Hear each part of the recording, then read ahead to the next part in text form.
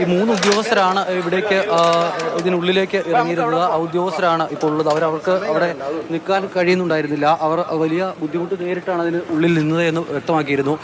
എന്തായിരുന്നു അതിന് അകത്തേക്ക് ഇറങ്ങിയപ്പോഴത്തെ ഒരു അവസ്ഥയെന്ന് പറഞ്ഞാൽ എന്താ പറയുക, ഒരു മീറ്റർ ഹൈറ്റിൽ പാറ പോലെ സെറ്റായിട്ട് വേസ്റ്റാണ്. അപ്പോൾ നമ്മൾ ഒരു അരമുക്കാൽ ഡിസ്റ്റൻസിലേ നമുക്ക് വെള്ളം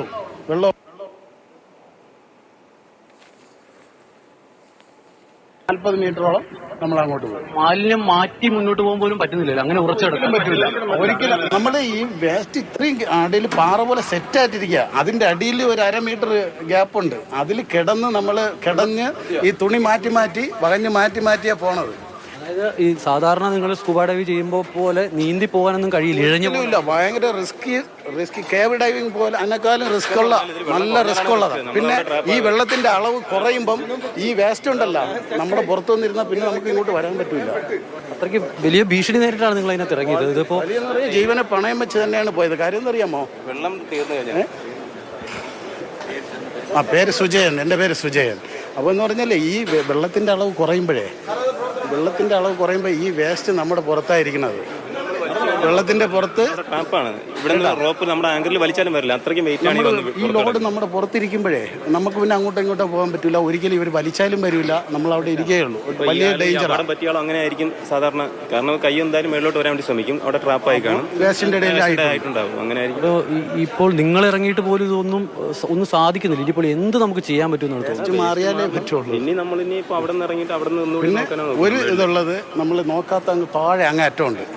ഇനി പവർ ഹൗസ് ഇവിടെ ജസ്റ്റ് ഒന്ന് നോക്കിയിട്ട് പവർ ഹൗസ് അവിടെ നിന്ന് തിരിച്ചിങ്ങോട്ട് നോക്കാത്ത സ്ഥലമുണ്ട്, അവിടെ സെർച്ച് ചെയ്യണം. അല്ലാതെ ഇതിപ്പോൾ ഈ മാലിന്യം നീക്കാൻ ഇങ്ങനെ ഉറച്ചു കിടക്കുന്നതാണ് നിങ്ങൾ പറയുമ്പോൾ തോണ്ടി കുറേശ്ശെ സെറ്റായിട്ട് എടുക്കണം. പക്ഷെ ഒരുമിച്ച് തള്ളിയാൽ നീങ്ങൂല. അപ്പോൾ കുറേശ്ശെ വലിച്ചെടുക്കണം. ഈ കുപ്പി, തുണി, വേസ്റ്റ്, ഡ്രെയിനേജ് വേസ്റ്റ് കവറിൽ പൊതിഞ്ഞായിട്ടേക്കണം. ഡ്രെയിനേജിന്റെ വേസ്റ്റുകളെ കവറിൽ പൊതിഞ്ഞായിട്ടേക്കണം. എല്ലാ ഈ മാലിന്യം പൂർണ്ണമായും നീക്കി തീരണമെങ്കിൽ നിങ്ങൾ അവിടെ ഇറങ്ങിയതാണ്. എത്ര സമയം കൊണ്ട് നമുക്കിത് കഴിയും? അത് ഒരു ദിവസം കൊണ്ടൊന്നും തീരൂല.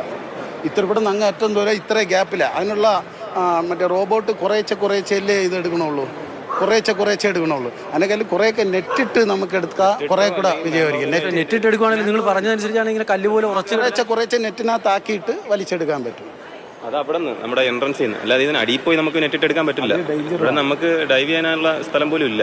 അപ്പോൾ അവിടെ കരയിൽ നിന്ന് മാറ്റാനേ പറ്റുള്ളൂ, അല്ലെങ്കിൽ വെള്ളം തള്ളി ഇങ്ങോട്ട് കളയണം. അവിടെ നിന്ന് വലിച്ച് അങ്ങോട്ട് കുറേശ്ശെ മാറ്റണം. ഇനി മാൻഹോളിൽ ഇറങ്ങി പരിശോധിച്ചിട്ട് പ്രത്യേകിച്ച് കാര്യമില്ല. ഒന്നാലും നമ്മൾ അവിടെ നിന്ന് ഇങ്ങോട്ട് സെർച്ച് ചെയ്യും. ബോഡി പൊങ്ങിയാലും നമുക്ക് കാണാൻ പറ്റില്ല, അവിടെയല്ലേ പോകും. നമുക്ക് അവിടെ സെർച്ച് ചെയ്തേ കാര്യമുള്ളൂ.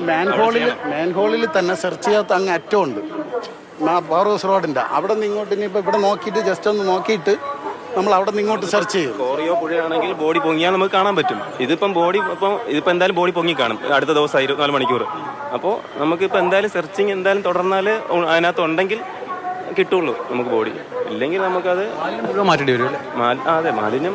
ഇതാണ് അക്ഷയ ഈ അതിലിറങ്ങിയ ഉദ്യോഗസ്ഥരുടെ അനുഭവം പറഞ്ഞതാണ് കേട്ടത്. എത്രത്തോളം ഭീകരമാണ് അവസ്ഥ എന്ന്. നമ്മൾ കഴിഞ്ഞ ദിവസങ്ങളിൽ മാലിന്യമുണ്ട്, അത് പ്രതിസന്ധിയാണ്, വെള്ളം ഒഴുകുന്നത് പ്രതിസന്ധിയാണ്, ഉദ്യോഗസ്ഥർക്ക് സുരക്ഷാ ഭീഷണിയുണ്ട് എന്നൊക്കെ പറയുമ്പോൾ പോലും ഒരിക്കലും നമ്മൾ ഇത്രയും പ്രതീക്ഷിച്ചിരുന്നില്ല. ഞെട്ടിക്കുന്ന വാക്കുകളാണ് ആ 2 ഉദ്യോഗസ്ഥർ ഇപ്പോൾ പറഞ്ഞു കടന്നു പോയത്. അതായത് അവർ എത്രത്തോളം ഭീഷണി നേരിട്ടാണ് അതിനുള്ളിൽ നിന്നത് എന്നുള്ള കാര്യം അവർ വ്യക്തമാക്കുന്നുണ്ട്.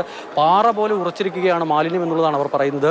മാലിന്യം അവർക്ക് തലയ്ക്ക് മുകളിലും താഴെയുമായി മാലിന്യമാണ്. ഇവർ കടന്നു പോകുന്ന സമയത്ത് ആ മുകളിലുള്ള മാലിന്യം ഇടിഞ്ഞു വീഴുന്ന ഒരു അവസ്ഥ ഉണ്ടായിട്ടുണ്ടെങ്കിൽ ഇവർ അതിനിടയിൽ പെട്ടുപോകും. ഇവരെ റോപ്പ് ചുറ്റിയാണ്, ഇവർക്ക് കൃത്യമായ സുരക്ഷാ ക്രമീകരണങ്ങൾ ഒരുക്കി ഇവരെ താഴേക്ക് ഇറക്കുന്നത് നമ്മൾ അല്പം മുമ്പ് കണ്ടതാണ്. അങ്ങനെ ഇറക്കുമ്പോൾ പോലും അവരെ കയർ കെട്ടിയിട്ടുണ്ട്. എന്തെങ്കിലും അപകടം പറ്റിയിട്ടുണ്ടെങ്കിൽ മുകളിൽ നിന്നും വലിച്ചാൽ അവരെ കരയിലേക്ക് എടുക്കാൻ പരുവത്തിലുള്ള ഒരു കയർ കെട്ടിയാണ് അവർ ഇറക്കിയിരിക്കുന്നത്. പക്ഷേ ഇപ്പോൾ ആ ഉദ്യോഗസ്ഥർ പറഞ്ഞത് ഒരു കാര്യമെന്ന് പറയുന്നത് ആ മുകളിലുള്ള മാലിന്യം ഇവർക്ക് മുകളിലേക്ക് പതിക്കുന്ന അവസ്ഥ ഉണ്ടായാൽ ഇവർ ഇഴഞ്ഞാണ് അതിൻ്റെ അടിയിലൂടെ പോകുന്നത്. അപ്പോൾ സ്വാഭാവികമായും അത് ഇടിഞ്ഞ് ഇവരുടെ മുകളിലേക്ക് വീഴുന്ന അവസ്ഥയുണ്ടായാൽ പിന്നീട് ഇവരെ തിരിച്ചെടുക്കുക എന്ന് പറയുന്നത് അസാധ്യമായ കാര്യമാണ്. ഇവരുടെ ജീവൻ കൂടി അപകടത്തിൽപ്പെടുന്ന ഒരു അവസ്ഥ ഉണ്ടാകും എന്നുള്ളതാണ് ഇപ്പോൾ ആ ഉദ്യോഗസ്ഥർ വ്യക്തമാക്കുന്നത്. അത് കേൾക്കുമ്പോൾ തന്നെ അതിൻ്റെ തീവ്രത നമുക്ക് മനസ്സിലാക്കുന്നുണ്ട്. ഇനി ഈ രക്ഷാപ്രവർത്തനം എങ്ങനെ മുന്നോട്ട് പോകും എന്നതുകൂടിയാണ് അവർ പറയുന്നത്. അതായത് മാലിന്യം ഇതിൻ്റെ കവാടത്തിൽ നിന്നും നീക്കി ഈ പറയുന്ന ഭാഗം കവർ ചെയ്ത് മുന്നോട്ട് പോകാതെ അത് ഒരു ദിവസം കൊണ്ട് കഴിയുന്ന കാര്യമേ അല്ല. അത് JCB ഉപയോഗിച്ച് മാറ്റാൻ കഴിയില്ല. അതിനുള്ളിലൂടെ ആൾ തന്നെ എത്തി അവിടെ നിന്നും ആ മാലിന്യം പുറത്തേക്ക് കൊണ്ടുവരേണ്ടതുണ്ട്. അങ്ങനെ ആ മുഴുവൻ മാലിന്യവും മാറ്റി തീർന്നാൽ മാത്രമേ എന്തെങ്കിലും തരത്തിലുള്ള ഒരു പുരോഗതി രക്ഷാപ്രവർത്തനത്തിൻ്റെ കാര്യത്തിൽ ഉണ്ടാകൂ. അതായത് രക്ഷാപ്രവർത്തനം നിലവിൽ എവിടെയാണോ തുടങ്ങിയത് അതിനപ്പുറത്തേക്ക് കുറച്ച് മാലിന്യം ഈ കവാടത്തിൽ മാറ്റി എന്നതിനപ്പുറത്തേക്ക് ഒന്നും നടന്നിട്ടില്ല എന്നുള്ളതാണ് മനസ്സിലാക്കാൻ കഴിയുന്നത്. അതിന് ഉദ്യോഗസ്ഥരെ നമ്മൾ കുറ്റം പറഞ്ഞിട്ട് കാര്യമില്ല. അവരവരുടെ ബുദ്ധിമുട്ടുകൾ കൃത്യമായി വിവരിക്കുന്നുണ്ട്. അവർ കഴിവിൻ്റെ പരമാവധി ജീവൻ പണയം വെച്ച് ശ്രമം നടത്തുന്നുണ്ട്. NDRFിൻ്റെ ഇതിന് സമാനമായി ഇപ്പോൾ നമ്മൾ കണ്ടത് കേരള ഫയർഫോഴ്സിൻ്റെ റെസ്ക്യൂ ടീമിനെയാണ് എങ്കിൽ അതിന് തൊട്ടപ്പുറയായി NDRFിൻ്റെ സംഘവും സമാന്തരമായി തന്നെ രക്ഷാപ്രവർത്തനം നടത്തുന്നു. നിലവിൽ എന്തായാലും നമ്മൾ നേരത്തെ പറഞ്ഞ ഈ മൂന്നാമത്തെ റെയിൽവേ പാളത്തിന് സമീപത്തായി നടത്തിയിരുന്ന രക്ഷാപ്രവർത്തനവും മറ്റുമുണ്ട്. അവിടെ ഈ മാലിന്യം നീക്കം ചെയ്യാൻ അടക്കം നടത്തിയ പ്രവർത്തനമുണ്ട്. അത് അവസാനിപ്പിച്ചിരിക്കുന്നു. അത് അവസാനിപ്പിച്ച് ഇപ്പോൾ ഫയർഫോഴ്സിൻ്റെ ഉദ്യോഗസ്ഥരടക്കം ഈ പ്രധാന ഇതിൻ്റെ തുരങ്കം തുടങ്ങുന്ന സ്ഥലത്ത്, അതായത് തമ്പാനൂർ റെയിൽവേ സ്റ്റേഷൻ്റെ എൻട്രൻസിൻ്റെ ഭാഗത്തേക്ക് വരികയാണ്. ഇനി അവിടെ നിന്നും എന്തെങ്കിലും തരത്തിലുള്ള എന്തെങ്കിലും സാധ്യത ഉണ്ടെങ്കിൽ അത് തേടുക എന്നുള്ളത് മാത്രമാണ്. ഇപ്പോൾ ഫയർഫോഴ്സിൻ്റെ ഉദ്യോഗസ്ഥർ ഇവിടേക്ക് എത്തി.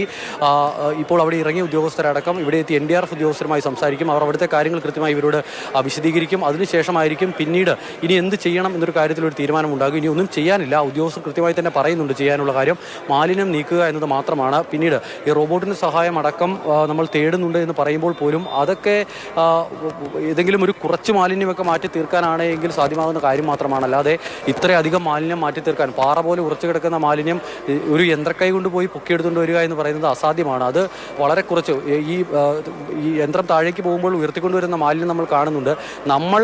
നമ്മൾ രണ്ട് കൈ ഉപയോഗിച്ച് നമ്മൾ വാരിക്കൂട്ടിയെടുത്താൽ എത്രത്തോളം മാലിന്യം പുറത്തേക്ക് എടുക്കാൻ കഴിയുമോ, അല്ലെങ്കിൽ എത്രത്തോളം സാധനങ്ങൾ പുറത്തേക്ക് എടുക്കാൻ കഴിയുമോ അത് മാത്രമാണ് ആ യന്ത്രത്തെ കൊണ്ട് സാധ്യമാകുന്നത്. ഇന്നലെ 2 JCB ഉപയോഗിച്ച് മണിക്കൂറുകൾ പണിതിട്ടാണ് 5 ലോഡ് മാലിന്യം ഇവിടുന്ന് മാറ്റാനായത്. അപ്പോൾ അങ്ങനെയുള്ളപ്പോൾ ഈ യന്ത്രം എത്രത്തോളം മാലിന്യം പുറത്തേക്ക് കൊണ്ടുവരുമെന്നുള്ള കാര്യത്തിലൊക്കെ നമുക്ക് സംശയമുണ്ട്. അതായത് രക്ഷാപ്രവർത്തനത്തിൽ കാര്യമായ എന്തെങ്കിലും ഒരു പുരോഗതി, ഏതെങ്കിലും ഒരു ഘട്ടം പിന്നിട്ടു എന്ന് നമുക്കിപ്പോൾ പറയാൻ കഴിയാത്ത അവസ്ഥയാണ്. അക്ഷയ.